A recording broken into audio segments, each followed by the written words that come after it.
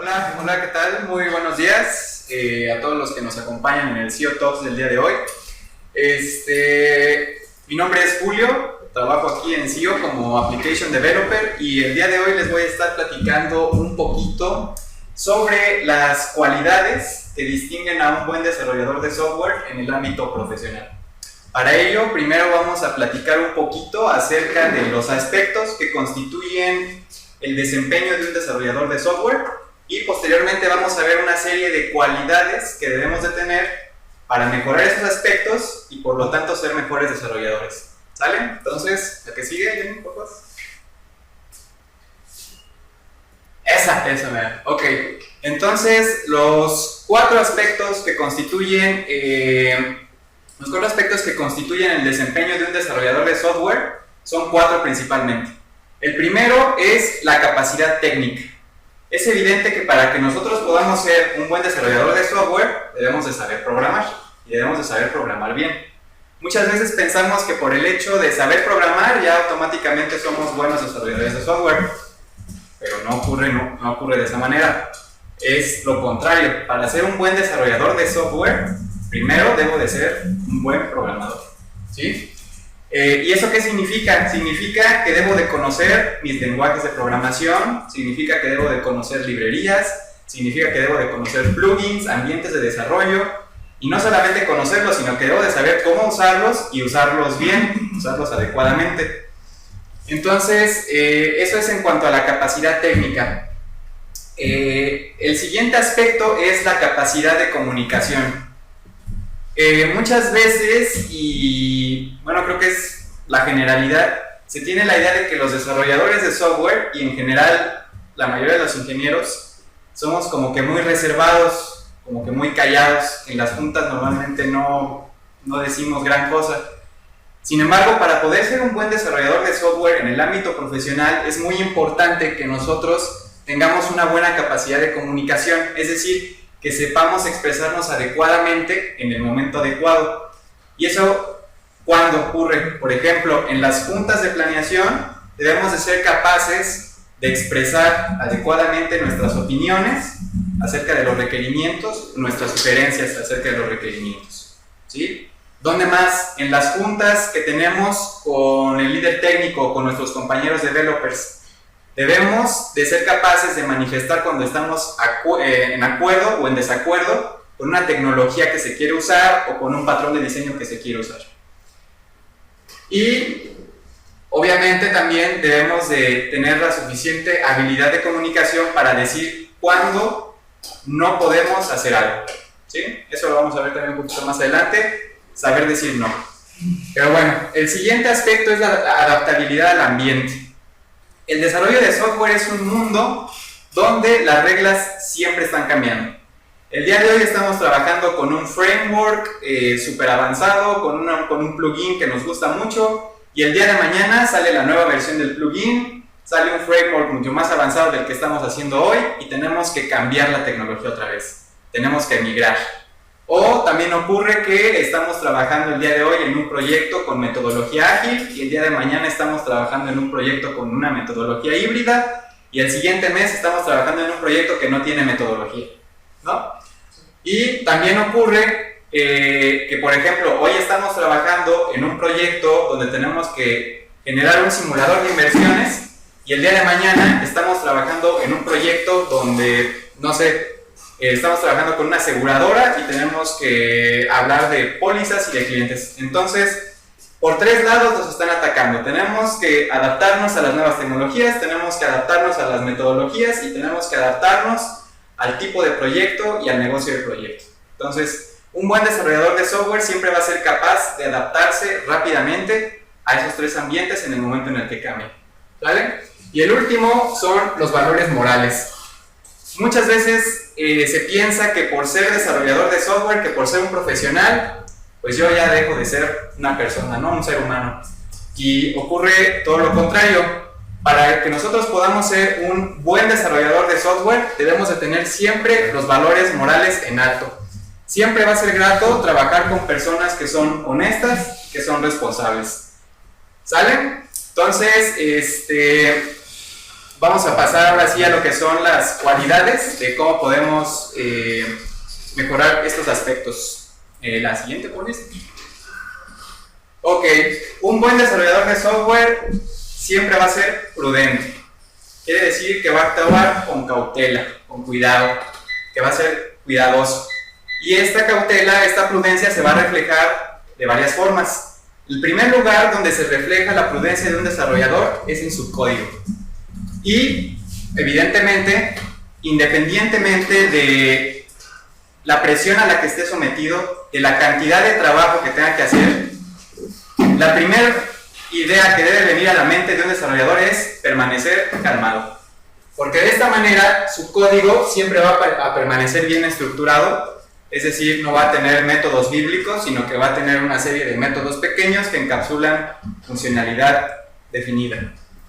Va a tener un código que es fácil de leer porque tiene la mente clara, tranquila, para decir, pues tengo que llamar este método de esta manera y esta variable de esta otra para que se entienda lo que estoy tratando de codificar. Va a estar limpio, quiere decir que no va a tener clases instanciadas en todas las capas del proyecto. En la capa inferior tiene instanciadas clases de todas las demás capas, sino que normalmente va a hacer que las instanciaciones, la herencia y el polimorfismo normalmente siempre estén separados en sus respectivas capas. Y un developer que es prudente normalmente siempre sigue los estándares y las buenas prácticas. Un ejemplo claro de esto es la programación defensiva, ¿sí? Una buena práctica es que ustedes siempre se defiendan en sus métodos, en sus clases, de valores nulos, de valores cero, de cadenas vacías. Y muchas veces cuando nosotros actuamos de manera rápida, de manera pues al aventón, se nos olvida considerar estos casos. Entonces, la prudencia se refleja en lo que, independientemente de la presión de trabajo, nosotros siempre vamos a ser capaces de defendernos, por ejemplo, contra esos casos extremos de valores nulos, ¿ok? Entonces, por eso aquí les pongo la recomendación, siempre, independientemente de las circunstancias, mantengan la calma y no olviden ser asombrosos, ¿sale? Ok, la siguiente. La capacidad técnica. Hay N libros, N recursos en línea, N preguntas en Stack Overflow que les van a decir cómo mejorar su capacidad técnica en la tecnología que quieran. Yo nada más les traigo este ejemplo porque me agrada cómo podemos hacer la analogía en el sentido de que aprender un lenguaje de programación es similar a aprender un lenguaje extranjero. Para aprender un lenguaje extranjero, nosotros necesitamos aprender bien las bases, para que si después necesitamos comunicarnos con alguien más en ese idioma extranjero, pues nos sea más sencillo hacerlo, ¿no? Es decir, si yo no aprendo bien las bases del idioma extranjero, seguramente voy a poder hablarlo, pero seguramente las personas con las que me quiero comunicar les va a costar más trabajo entenderme. Entonces, con un lenguaje de programación ocurre más o menos lo mismo. Si yo no aprendo bien las bases, es muy probable que lo pueda usar en algún momento, pero las personas que van a leer mi código seguramente les va a costar un poquito más de trabajo entenderlo, ¿sí? Entonces, les traje nada más este ejemplo de JavaScript. Y en este pedacito de código el autor quiso decir, en la propiedad supervalue de un objeto myObject, si yo tengo que esa supervalue propiedad es nula, es decir, que alguien no la definió, o si regresa a 0, o si es un string empty, entonces ejecuto aquí un supercódigo buena onda. Pero, cuando yo veo esto, a mí me da como que dos impresiones. La primera es que el autor a lo mejor no está en contexto de qué está esperando recibir, ¿no? Y a mí como que ya me da cierta incertidumbre de saber, a lo mejor no sabe que ese método que está tratando de utilizar le va a llegar un 0, o le va a llegar un string empty, o no va a tener definida esa propiedad, o no sé. Entonces lo primero es como que la incertidumbre, y lo segundo es, la impresión que me da, es que el autor probablemente no conoce que en JavaScript todos los objetos, absolutamente todo, tiene un valor booleano inherente, de tal manera que en JavaScript todo, absolutamente todo, puede clasificarse como truthy o false. Truthy quiere decir que tiene un valor booleano inherente verdadero, y false quiere decir que tiene un valor booleano inherente falso. De tal manera que él pudo haber escrito esto de esta manera. Y yo, pues ya lo entiendo como que un poquito más claro, ¿no? Digo, cuestión también luego de gustos, pero es lo mismo que cuando ustedes se tratan de expresar en un idioma extranjero, ¿no? Si ustedes empiezan como que a cantinflear, de pronto al que los está escuchando les cuesta un poquito de trabajo. ¿Sale? Next one. Ok, siguiendo con lo del idioma, decíamos entonces que un desarrollador de software va a aprender varios idiomas, ¿sí? Y lo va a hacer en una de 3 connotaciones. La primera que ya decíamos es, voy a aprender un nuevo lenguaje de programación, ¿sí? Ya decíamos, hay que aprender bien las bases. La siguiente, que es muy importante, es la del idioma extranjero.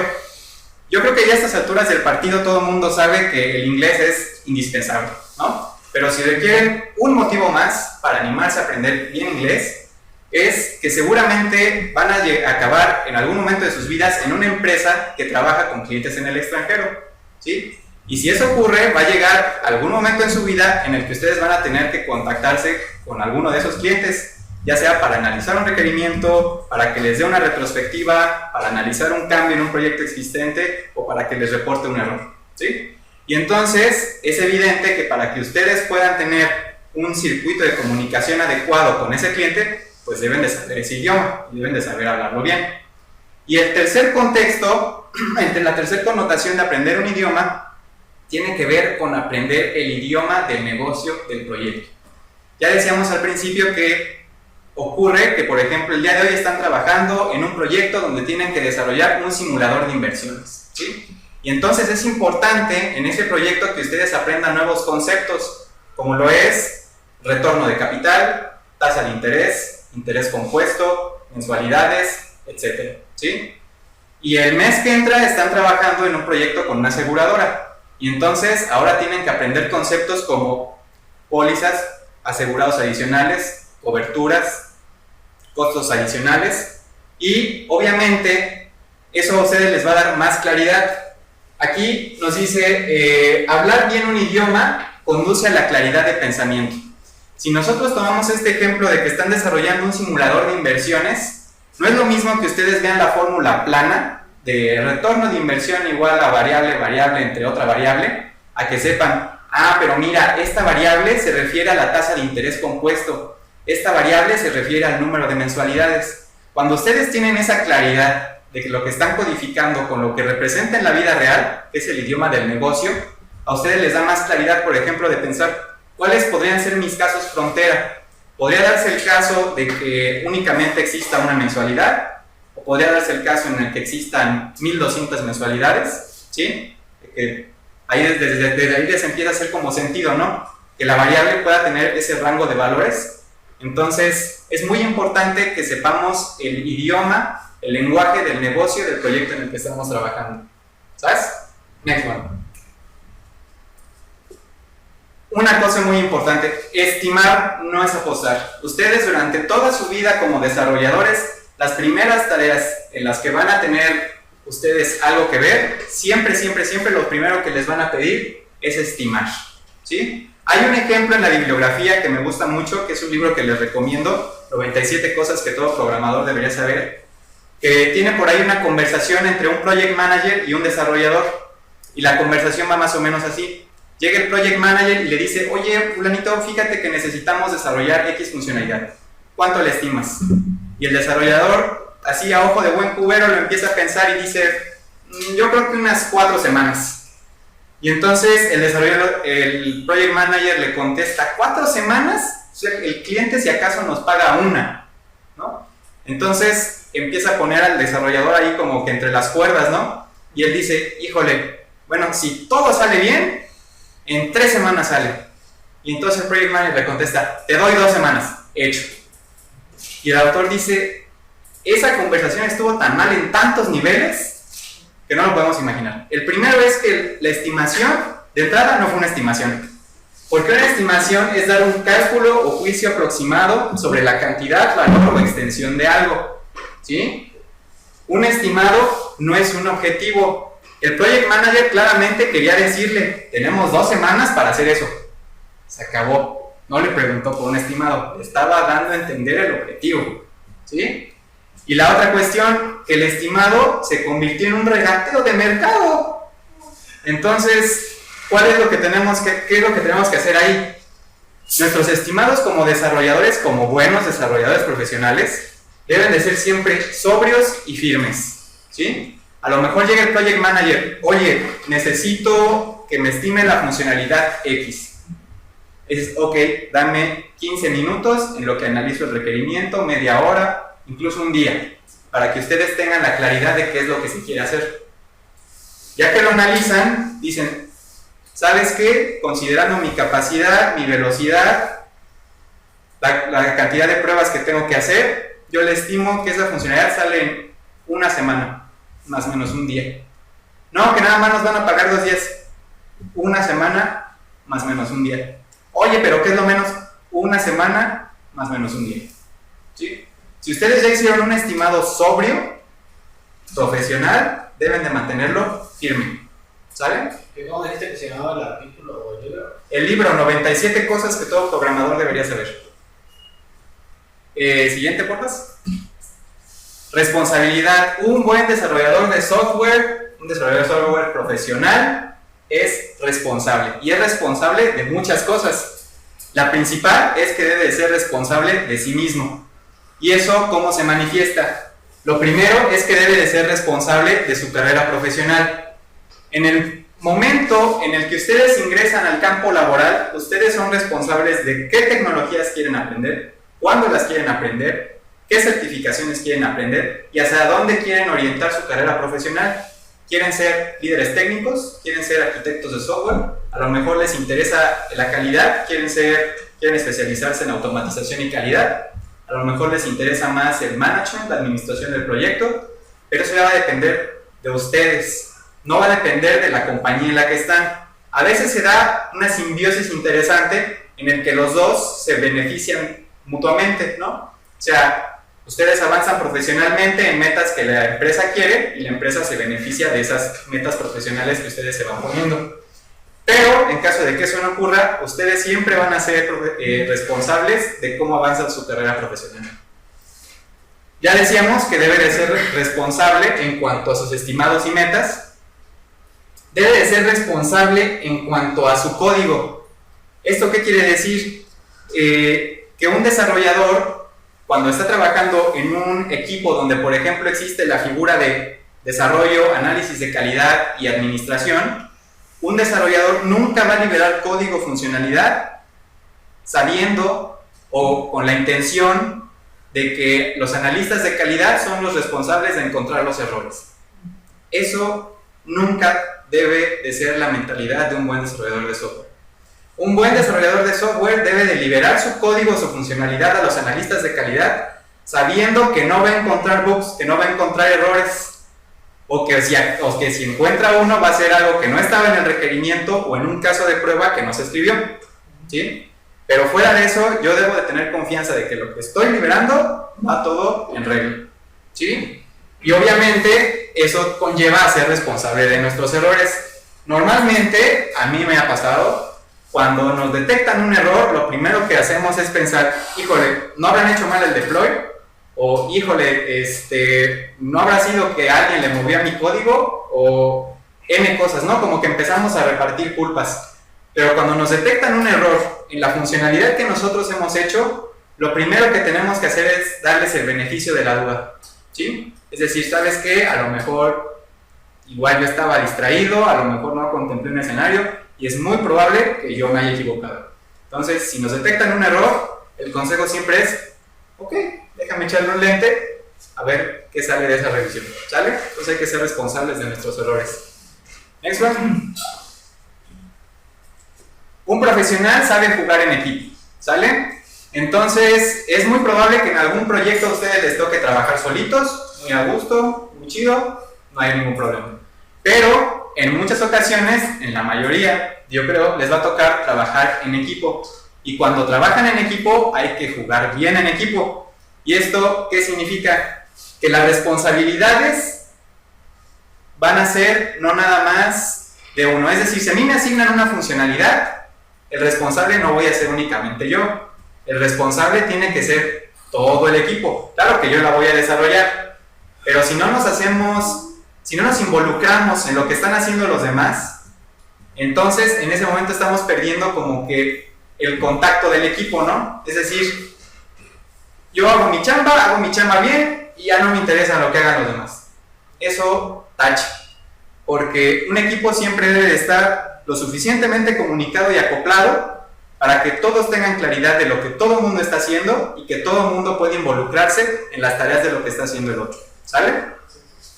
Ok, ¿qué más debe de saber? Debe de saber ayudar, ¿no? Que oye, me trabé aquí, rápido viene y te dice, no, es que mira, aquí le pusiste un valor que no era, mano. Entonces, muévele aquí. Debe de saber aprender, ¿no? Que si viene alguien y me dice, oye, no, es que mira, este framework se utiliza así, de esta manera, ok, no, sí, tú ya lo usaste, debes tener un poco más de claridad en eso. Y al revés, debo de saber enseñar. Si yo sé un framework que los demás no han utilizado, yo llego con mis compañeros de equipo y les digo, pues miren, este framework funciona así, necesitamos programarlo de esta manera, tengo esta documentación, se las paso para que lo chequen de cómo hacerlo. Y muy importante, debe de saber cubrir. Si ustedes se dan cuenta que uno de sus compañeros de pronto cometió un error y ese error sale a colación en una junta de Scrum o en una junta de planeación o lo que sea, entonces lo que tienen que hacer no es decir, fue fulanito, yo no sé, él le movió ahí. Lo que tienen que hacer es, si saben eso, cubrirlo, ¿no? Y decir, no, ¿sabes qué? Yo sé que probablemente cometió un error en esa parte, no lo vamos a exponer ahorita en el Scrum. Entonces yo digo, ¿sabes qué? Project Manager o ¿saben qué equipo? Ahorita lo revisamos, no hay ningún problema. Y ya, se acabó el problema, ¿no? O sea, no se trata de echar culpas luego, ¿no? Se trata de decir, si ustedes saben que hay un error, se trata de que, y que fue involuntario o voluntario lo que haya sido, se trata de que puedan cubrir a sus compañeros adecuadamente. Claro que no debe ser una actitud repetitiva, ¿no? O sea, una vez, 2 veces se pasa, ya cuando lo hacen 37 veces, pues entonces ya sí dicen, algo anda mal. ¿Sale? Siguiente, porfa. Congruencia ante todo. Esta es una característica que todo buen desarrollador debe de tener. Una es que el buen predicador se defiende contra valores nulos. ¿Eso qué quiere decir? Nosotros muchas veces encontramos en el mundo profesional personas que nos dicen, no, pues es que fíjate que debes utilizar esta tecnología porque es la mejor y todo el mundo dice que está muy bien y yo ya lo he usado y todo súper bien. Entonces dices, no, pues sí, ¿no? Y ya que te toca trabajar con él y ves el código, dices, no puede ser, me estaba hablando acá de súper buenas prácticas y de cómo usar las cosas y ya ves el código y dices, no, yo creo que no. Entonces ahí como que empieza a surgir cierta desconfianza, ¿no? Porque están viendo a dos versiones de una persona. Están viendo la persona que habla de buenas prácticas y están viendo la persona que programa con malas prácticas. Entonces es muy importante que en el mundo de desarrollo de software, si ustedes quieren ser profesionales, siempre sean congruentes con sus ideas y con lo que hacen, ¿sale?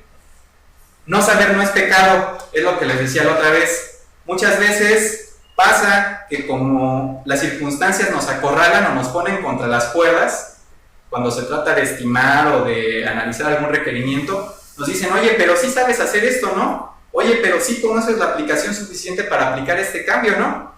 Y nosotros muchas veces, por orgullo, por reacción natural o por defensa, decimos, no, pues sí sé, pero en el fondo sabemos que no. Entonces, si en el fondo sabemos que no sabemos, estamos siendo incongruentes con nosotros mismos y eso eventualmente nos va a exponer. Y en el momento en el que nos exponemos, empiezan los problemas. Si ustedes no saben, decir, ¿sabes qué, maestro? Ahorita no estoy muy claro de la tecnología que me estás hablando, no estoy muy claro del cambio que quieres hacer en el proyecto. Dame chance, otra vez, unos 10 minutos, 15 minutos, en lo que checo alguna documentación, checo algún artículo, checo el código, y ya te puedo decir qué onda, ¿sale? Pero entonces, es lo que les digo aquí, no saber no es pecado, pero fingir saber sí. Y lo último de congruencia, si no les agrada su trabajo, hagan algo al respecto.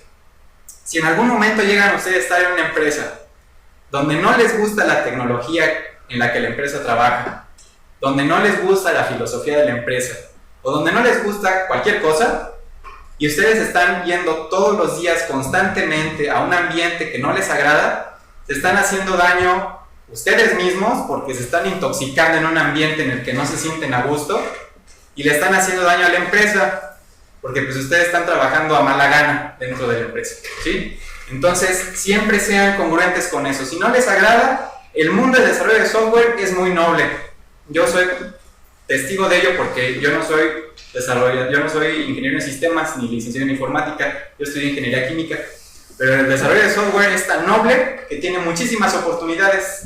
Entonces, no es de que estoy en una compañía y si me voy, pues ya seguramente nunca más voy a volver a encontrar trabajo en mi vida. El desarrollo de software ahorita está en apogeo, es una industria muy noble y seguro que va a haber un lugar en algún sitio donde nosotros nos vamos a sentir a gusto. ¿Sale?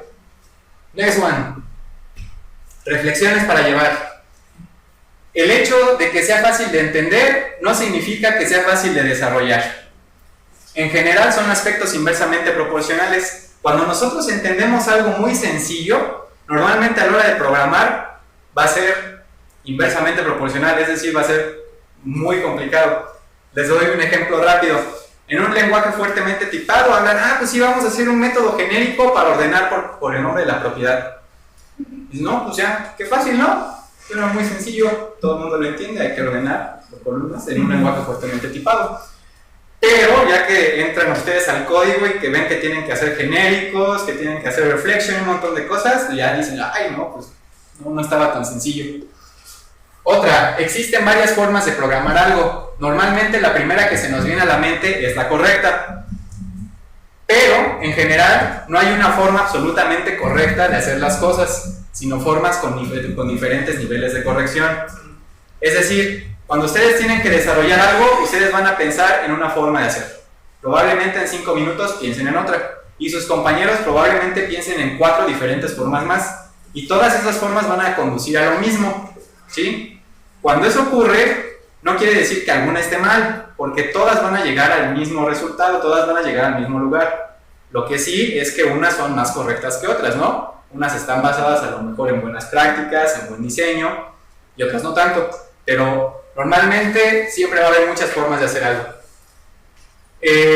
Siempre hay lugar para mejoras en el código, en nuestras habilidades y en nosotros mismos. Eso siempre ténganlo en mente. Esto de ser buen desarrollador no es de ya mañana voy a ser un buen desarrollador. No es una cosa en sí, es una cosa de todos los días. Todos los días podemos mejorar nuestro código, todos los días podemos mejorar nuestras habilidades, todos los días podemos mejorar nuestra comunicación y todos los días podemos ser mejores personas, ¿sí? Es algo que no pueden decir ustedes, pues ya hasta aquí llegué, ya, ahí me quedo, estoy bien, ¿no? Todos los días tenemos esa oportunidad de mejorar. Y un último que es muy importante para su yo en el futuro es que las buenas ideas y los buenos consejos no tienen jerarquía. Muchas veces cuando llegamos a un nivel donde, por ejemplo, somos senior developer, yo todavía no lo soy, espero algún día hacerlo, en el que ya somos líderes técnicos, en el que somos arquitectos, y llega un intern o un junior y nos da una buena idea, a veces como decimos, no, pero pues es el intern, es el junior, o sea, no le hagan caso, dejen lo que hable. Y eso no habla bien de un líder técnico o de una persona con mayor rango. Una persona con mayor rango siempre debe ser lo suficientemente responsable y lo suficientemente humilde para decir, no, ¿sabes qué? Ese intern tuvo una buena idea, vamos a hacer lo que él dice, ¿sí? Entonces, eso pasa porque pues, una buena idea nunca va a tener jerarquías, ¿no? Entonces, siempre ténganlo en cuenta y en mente eso, ¿sale? Y pues bueno, eso es lo que constituye mi presentación. Les agradezco todo su tiempo y pues, si tienen alguna pregunta, alguna duda, sugerencia, reclamo o anexos, con toda confianza.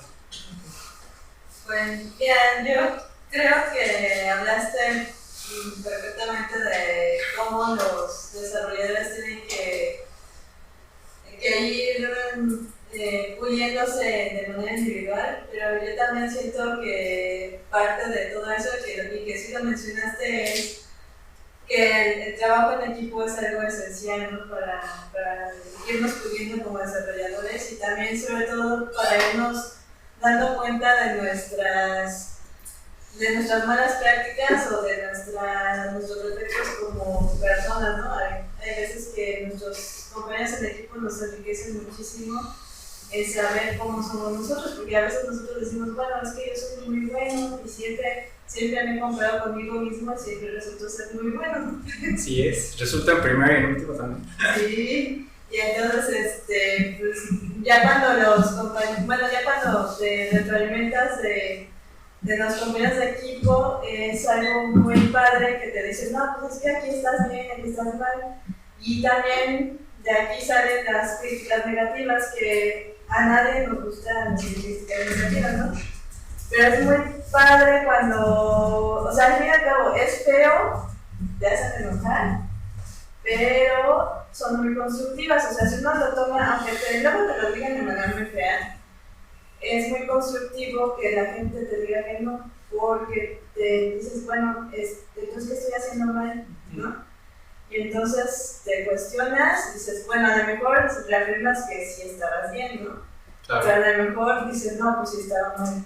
Entonces ya te reconstruyes y creas un proceso de crecimiento muy interesante. Y eso, si eres tú solito, hay veces que tardas más, pero si vas con un equipo, pues a medida que te van diciendo que no, que sí, que quién sabe, pues vas creciendo. Entonces sí, o sea, el proceso individual es muy, muy importante, pero también el trabajar en equipo yo creo que hace que entre equipos más grandes y más variados, la gente crece mucho más, ¿no? Eso es muy padre.